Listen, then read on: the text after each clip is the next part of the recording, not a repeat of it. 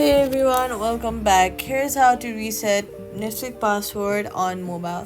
First of all, open the Netflix app on your phone, then go to the login screen. After that, tap the get help or need help or forgot password, then enter the email address or the phone number linked to your Netflix account.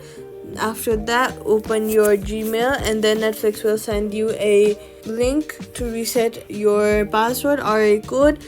If you do not get the code here, click on the three-line option on the top right left corner.